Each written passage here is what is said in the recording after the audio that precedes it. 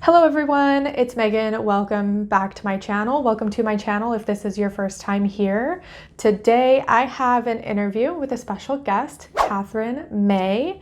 And this interview, she's not necessarily a pagan, a witch, or a polytheist, but I feel like her book can really help us connect more with the cycles of life and get in touch with this idea of wintering.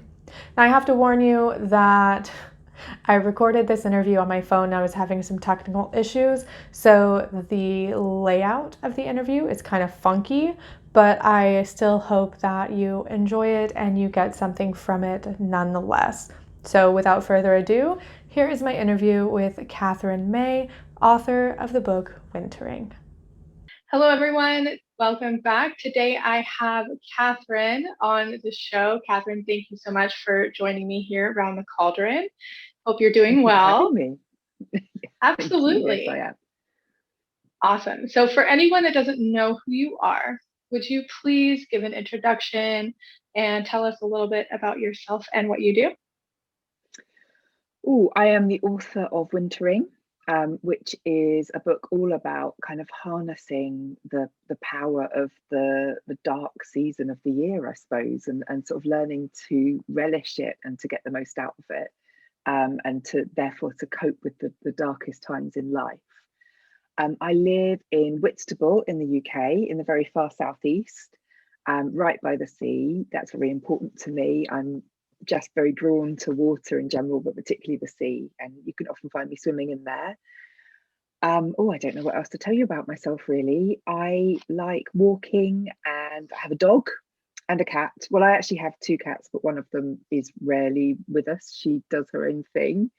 Apparently, that's none of our business. Um, and a husband and a son. That's me. Wonderful. So since we're here, we're basically discussing your book and the idea of wintering. I have personally read it. I really enjoyed it.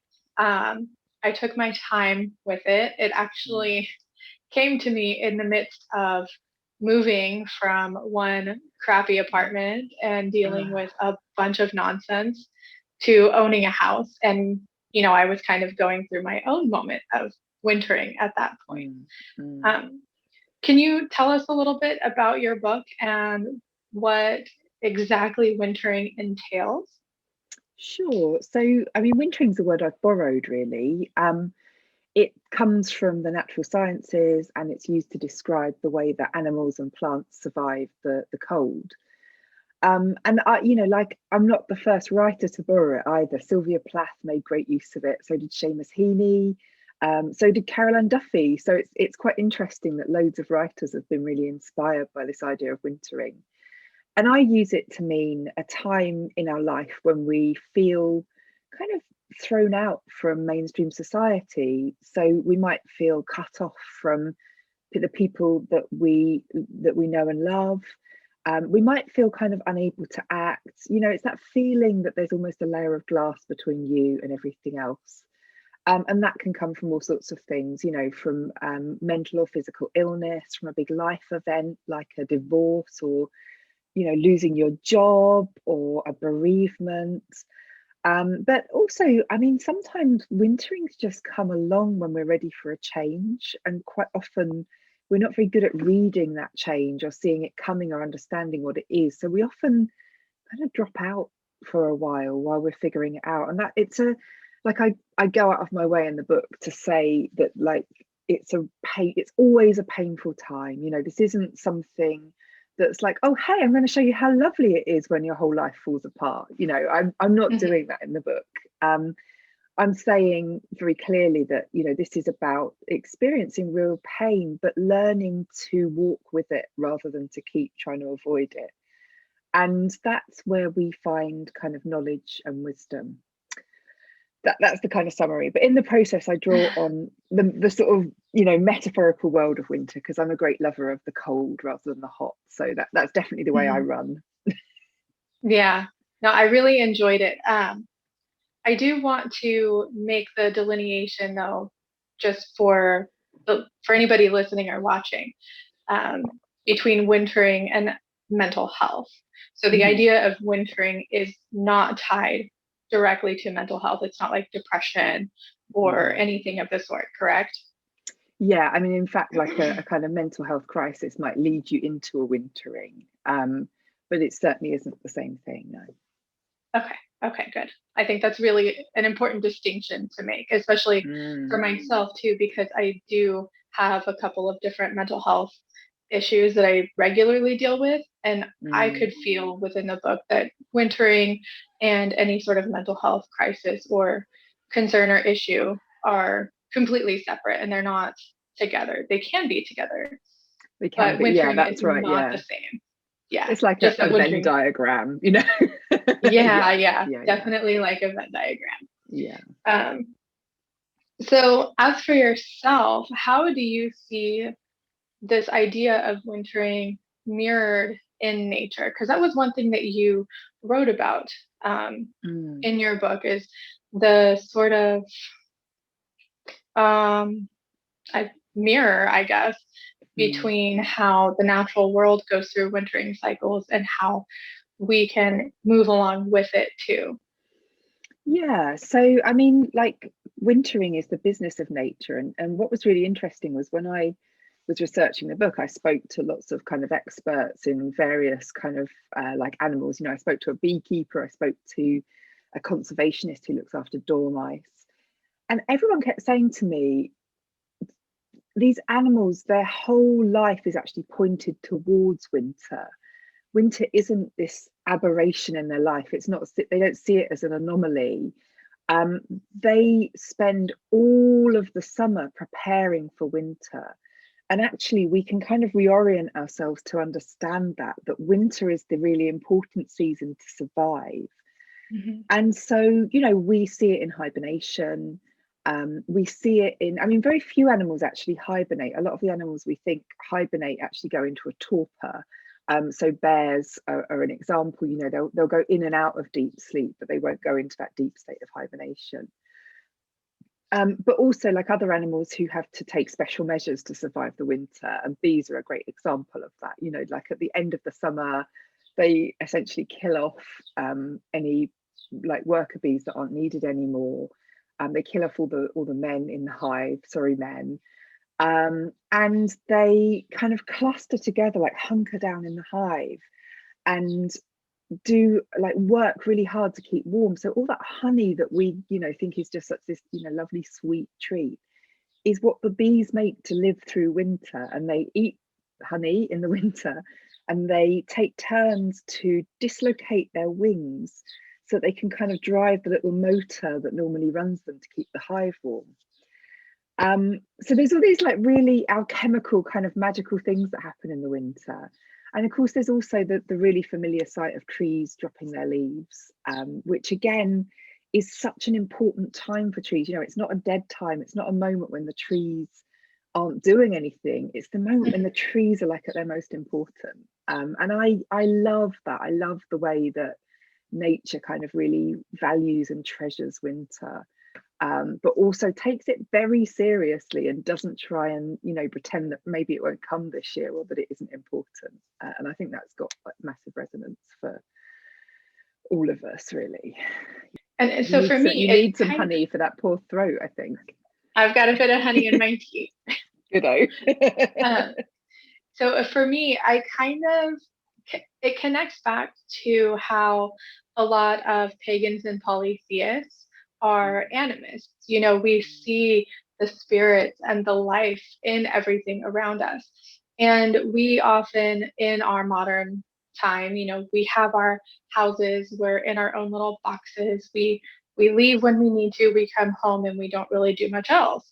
And I really like that connection back to nature, how we can see that even though the tree looks like it's dead or it looks like it's not doing anything because it Mm, doesn't have its leaves or anything like that, it's actually sort of in a state of hibernation. You know, it's holding on to everything that it needs to hold on to in order to grow new leaves in the springtime. mm, And I yeah. really enjoyed the connection between the natural world and this concept of wintering to how we can use that in our own lives as well. I really liked your book, if you can't tell. I'm so pleased. But you know what, to draw on your point about the trees, and I think like this is so true of humans, the trees, by the time they are in that kind of dormant stage, those leaves are already there. The buds are already on the trees by the time the leaves have dropped off them.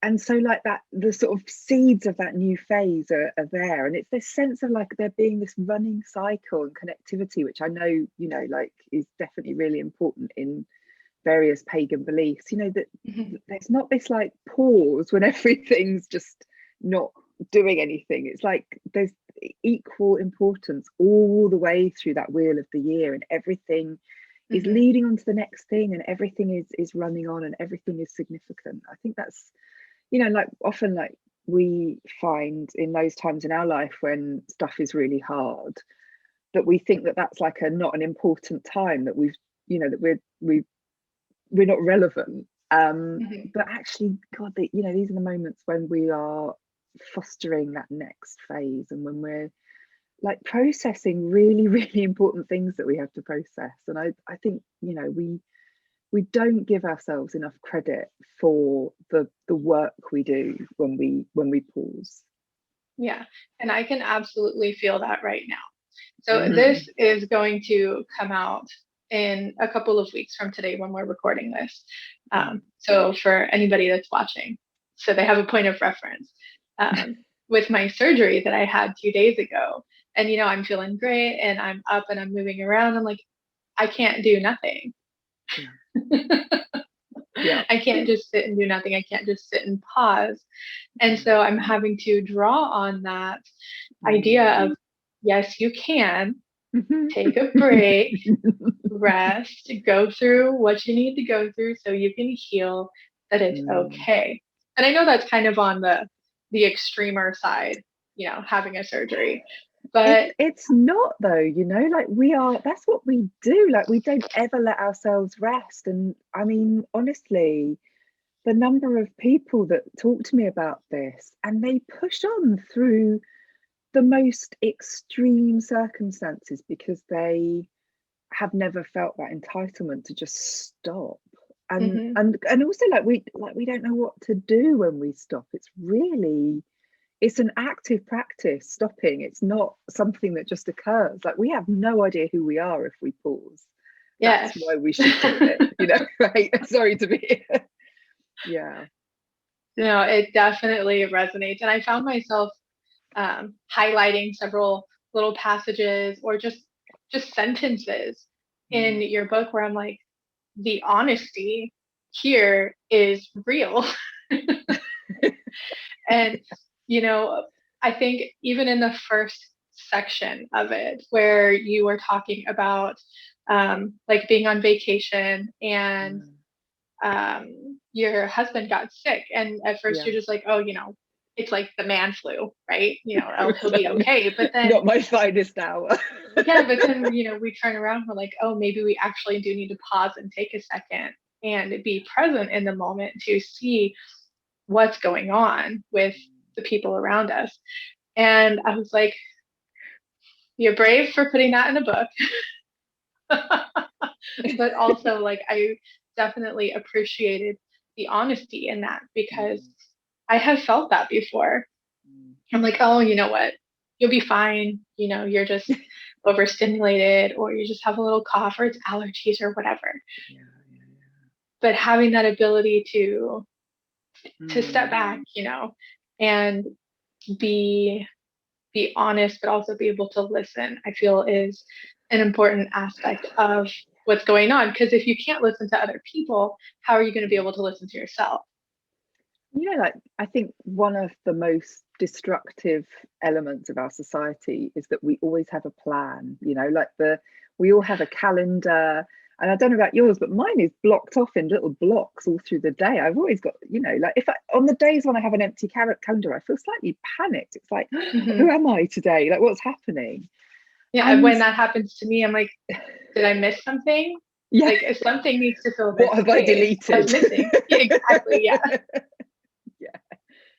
and it's like, that plan can take over, can't it? And it can stop us from really noticing. And quite often my weekends are booked up 6 weeks ahead. It's endless. It's really endless what we do and what we try to fit in.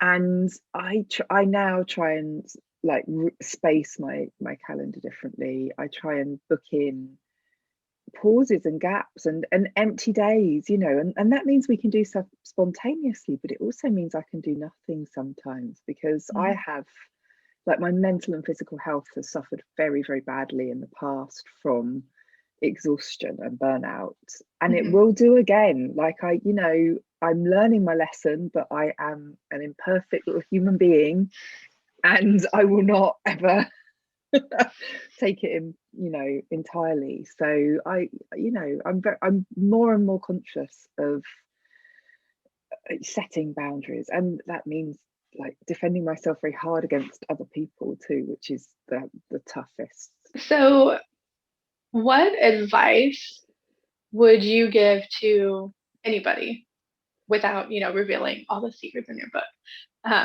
about wintering and how to sort of go with the flow and not necessarily accept, the hard things that are coming, because that's a different topic, I think.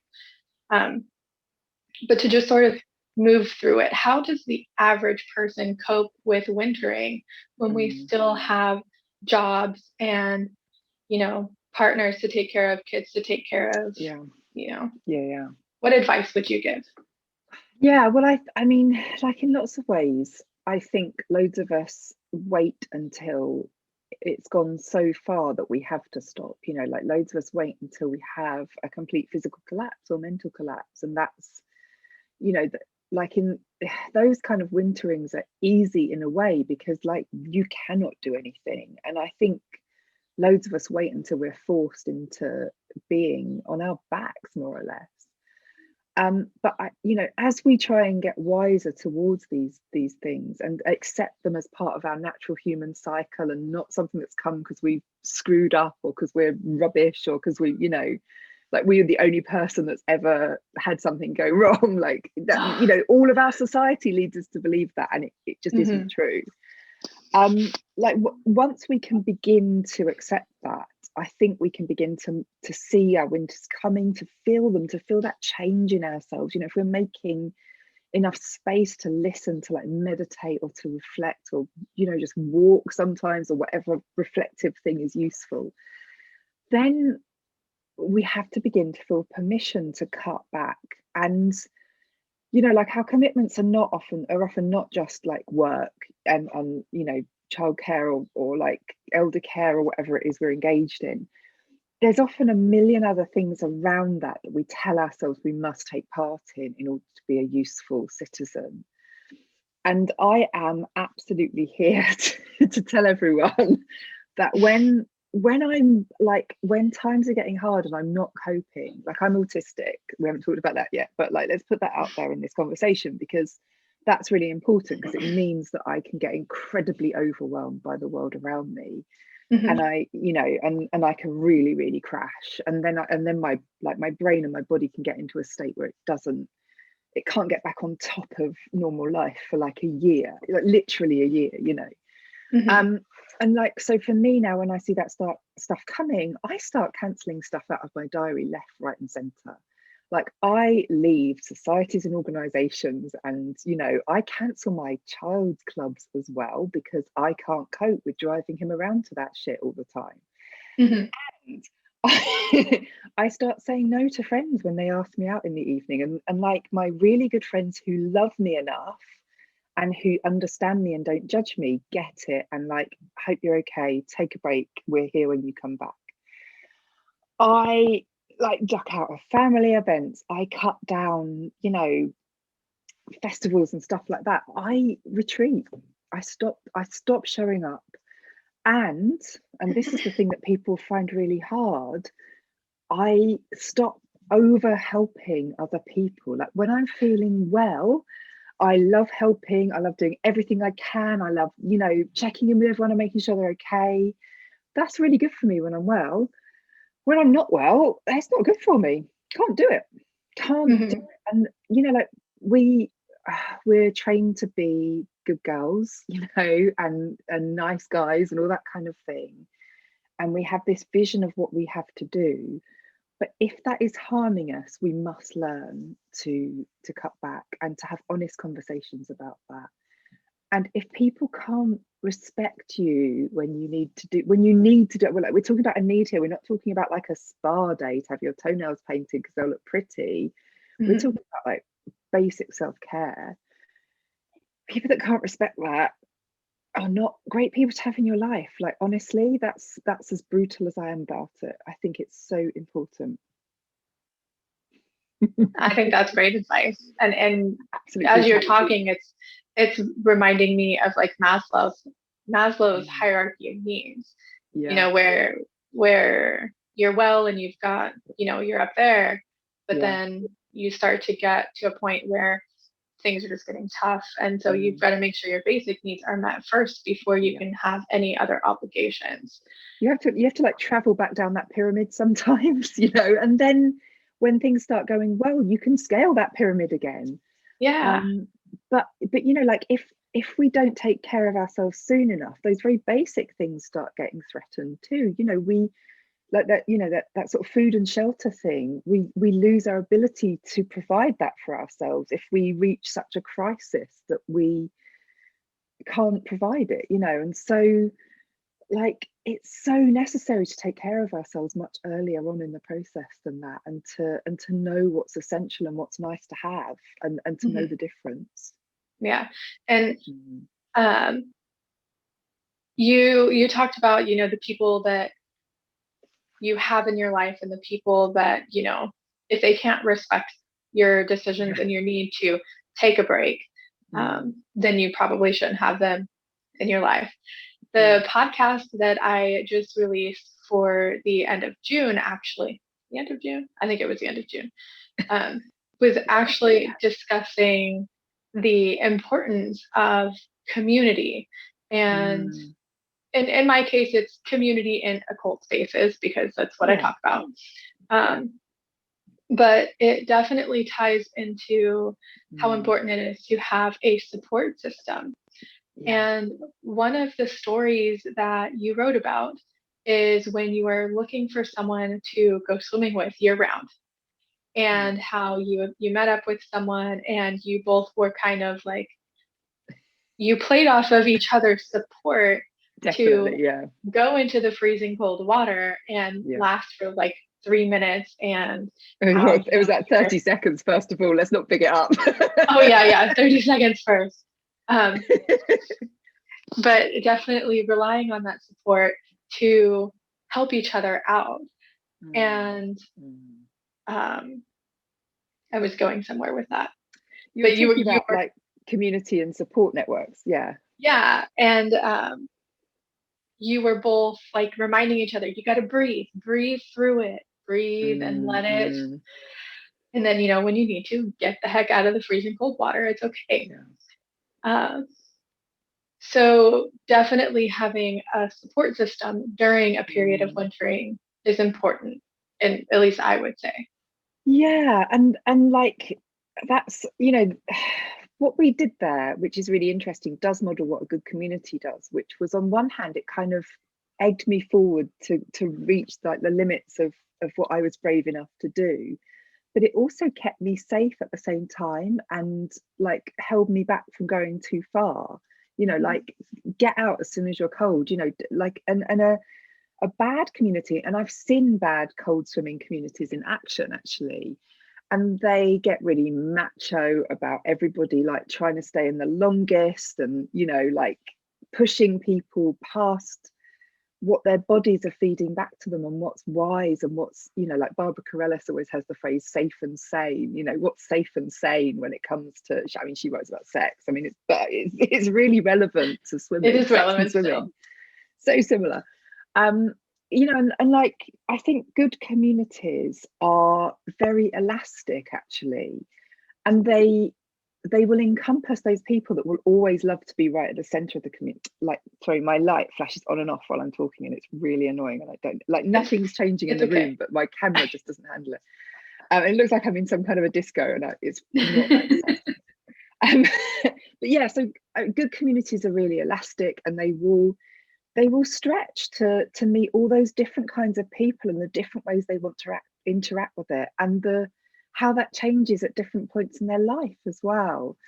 And like, great communities taking people like me who always want to lurk on the edges. Like, I never want to be right in the middle of things. I won't turn up to that much stuff, but I'll always like egg people on in the sidelines, and if people are collecting money, I'll always put money in that, but I won't necessarily want to be there all the time, because I find social life really exhausting.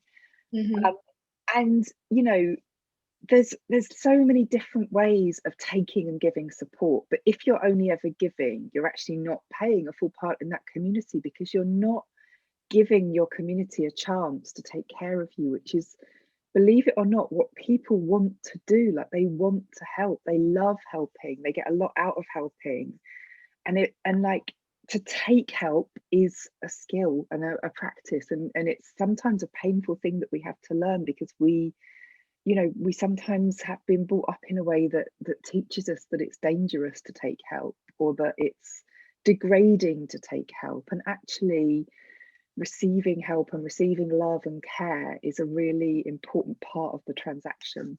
Now, in the pagan sphere, we, and I can't say we as a blanket statement, because there are many of us and we all like to do things differently. But we tend to have daily practices that we do, even just in a spiritual sense. How can we sort of ritualize this idea of wintering and sitting with ourselves to maybe notice when a period of wintering is coming, and maybe when we need to take that sort of break? I bet it's very similar, really, because actually I do think it's about learning to pause on a daily basis, and to refocus your attention on a daily basis, whether or not everything's going well, and if you can be consistent with that checking in, then you have half a chance of feeling that cycle turning.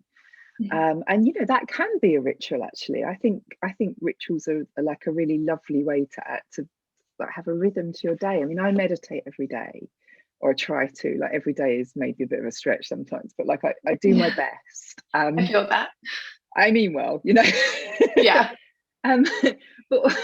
But given that life does sometimes get so busy, I also have lots of tiny pauses in my day that really help me to just take a minute if I've got it. So the first thing I do in the morning when I get up is I open the door and I sniff the air. And it's tiny, but it is really significant, because there's all this information that's being conveyed to you about where you are in the year and what the weather's like, and that kind of stuff. But also, you in that short time, you can tune in with your gut and notice how stuff's going. And I find that kind of tiny ritual really important. Like, at the moment, I'm dealing with the thing that I think a lot of people are post-pandemic, or like as we're beginning to ease out of the pandemic, which is that my attention is shot. I mean, I feel like all my thoughts are like floating around me, and I try and pin them down, and they kind of pop out like balloons again and float up in the air. And so I'm really working on that at the moment, because I really can see that if that goes on, that could become something a lot darker and more sinister, and a lot more muddled. And so actually, I'm being very disciplined about my meditations at the moment. I'm making sure I make time to like walk and exercise. That's very grounding. It opens up reflective space always, And I'm also doing morning pages, which I only ever do when I'm feeling crisis prone. Like, I'm so bad at routine. I'll never do it forever. But I find it really helpful to just sit down and empty my head every day. It helps stuff to anchor. And I quite often use scent as well. I find scent very grounding, so I'll kind of burn oils, or really nice candles, not the horrible ones that always smell a bit sicky. The fancy ones, because I'm worth it. Like things like that, I think, like they're really tiny, but like when I'm lighting a candle, I'm expressing a hope, I'm making a dedication almost. I always light a candle before I start a session like this, because I think it's really important to dedicate that space in a very intentional way, and to come into this with like good intentions and goodwill, rather than like cynically or unfeelingly or distantly. Like all of that stuff really matters to me. Yeah, that's funny because I have my altar space over here out of frame of the Lovely. camera, and it always has a candle going. Um, but I like that about how setting the intention for your day and just taking the time to really reflect on what you're feeling, and maybe giving yourself that space to be honest about Oh how you're yeah. feeling. I feel Yeah. like embracing this idea of wintering definitely requires a lot of honesty with yourself. Absolutely. And do you have any tips on how to embrace that honesty with yourself? Because I know a lot of people don't want to admit to themselves, I'm guilty of it too, of when I'm feeling bad, or, when I might be irritated for no reason, or just having a really crappy day. And that honesty can kind of escape me. Like if I say it out loud and Yeah. other people hear it, then it makes me a bad person, Right. right? Okay. So Yeah. You feel guilty do you about it. yeah, definitely Yeah. a lot of guilt, especially Yeah. even as a mom too. So I'm like, I gotta, Oh man. Yeah. I gotta be there. I can't have a bad day as a mom. What are you talking about? Do you have any tips Yeah. on embracing that sort of honesty that you have to bring in the wintering? Yeah, I mean, I don't think there's a quick fix, but I think it's about checking in regularly, really, and just noticing your feelings, and seeing sadness and anger, and like all those really uncomfortable emotions that come up, as having equal value to happiness. And I've been trying to model it to my son. I mean, there's a section in the book about me taking my son out of school when he began to really struggle. Mm-hmm. And I really, as I thought about that, I mean, we did it in a sort of sense of crisis, not in like oh wow, this is gonna be really positive. It was like, oh, how are we going to cope Mm-hmm. with this? Right. But as we spent some time together, I realized that I really wanted him to value like what he was feeling. I didn't want to move him on from it, or to tell him that he was fine or should be fine, or was making a fuss, or that everything was great and he should count his blessings. I didn't want to do that. I wanted him to get to the core of his sadness, and to feel safe in having it, and to know that it's actually a safe space that's very informative, as long as we make it safe. Like I could have made it very unsafe for him by denying it, but I wanted to make it safe and hold it. And I've noticed him telling other people that now, like, it's okay, you're sad. And I don't think most adults ever accept that. And I think it's work for loads of us to do, to really engage with those, like this powerful cloud of emotions that comes to us, and we only acknowledge 5% of it. That's crazy. Like, this amazing stuff is being fed into us that is so full of self-knowledge and intuition and like wisdom, and like all those really big things that we want. And we can take it in, but we have to choose to, and that's why we make space. That's why those quiet times are really important, because it's knocking at the door, waiting to come into us. And of course it's overwhelming when it comes, because Mm-hmm. we've held it back for so long. But yeah, it comes eventually. Yeah. Yeah. It'll come. It'll come. It will. It'll Yeah. come. Yeah. And I've been trying to embrace the different cycles, especially as someone who tends to follow a cyclical cycle anyway, with the Mm. celebrations of my faith and what I believe. It's mm, it's not that difficult, I guess, for me, someone who already follows Yeah. a cyclical belief system, to Mm. just embrace another cycle, because everything comes in I cycles. can do one, The yeah. seasons, different phases of your life, Mm. even different um, different hobbies, at least for me anyway. Things go in Mm. cycles. I'm like, oh, I like this thing. Now I like this thing. And then Oh it, yeah, just, I'm so there. Yeah, yeah. yeah, it goes back and forth. Um, so I definitely encourage other people to embrace this sort of period of introspection and rest and pause, even if they don't take it on in the full extent of wintering and being able to just completely clear schedules, because Yeah, that's not yeah. probable or possible for absolutely everybody. Mm. But I think just making space, even for a few minutes a day, can Mm. definitely make a big difference in anybody's life. See, I think we pretty much covered everything that I had written down. Mm. Is there anything that you want to make sure that people know? Anything that you want to say before we start shutting down here and signing off? I no, I'm good. It's been a really interesting conversation. So yeah, yeah. Happy. Great. Okay, so do you want to let people know where they can find you online, website, social media, things of that sort? Okay, so I always forget major things here. So please jog me if there's something that I should tell people. Well, I and am. I'll put all of the links and everything will be in Thank you. descriptions and show notes. So if you forget something, it's okay. I'll I'm I'll always have like, I do some stuff somewhere, I don't know. I am on Twitter as _Katherine_May_. It's the kind of Twitter handle that looks fine but sounds really weird when you say it out loud. I am on Instagram as Katherine May_. I hate Facebook, so you can't find me there. Well, you can, but I won't be there. Okay, that's fair. I have a podcast called The Wintering Sessions, where I talk to writers about wintering periods in their life. I've done 2 seasons of that now, so that's beginning to bed in a bit. I really enjoyed that. My website is katherine-may.com.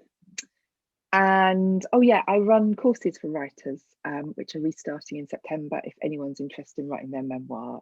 So like, I know there's always some people that are wanting to write about themselves. So like, you can sign up to my mailing list for that, and I'll tell you all about it later when it's next launching. Awesome. That Yeah, might be and everything. I will include all of the links in the description and in the show notes for Thank both you. the YouTube and the podcast, because we'll be on both of them. Thank you very much. I appreciate that. You'll probably do it better than I did. Awesome. Well, thank you again so much for being here and chatting with me about your book. I did really enjoy it. I don't know if you're watching on YouTube. It's actually sitting back here. This I should wave bright, too, shouldn't I? Right. bright orange. I really enjoyed it. Have you noticed though? Look, don't put it next to your face because it makes you look really washed out. Look, it's bad. Look at that. It's not good. It's not good for the skin tone. This is what you notice when you've had to do that a few times. It's all right. So yeah, I guess for everybody else, we will talk to you soon. Bye for now. It's been so lovely to talk to you. Bye. So thank you so much for watching. Again, I really hope you enjoyed this interview. If you'd like to hear more or see more about Katherine, all of her links are in the description below. If you'd like to pick up a copy of Wintering, you can also check out the link in the description and read it for yourself and see if maybe it applies to you in your life, and maybe it can help you get in touch with the natural cycles of your own life, wherever you may be on your path. And I will see you all very soon.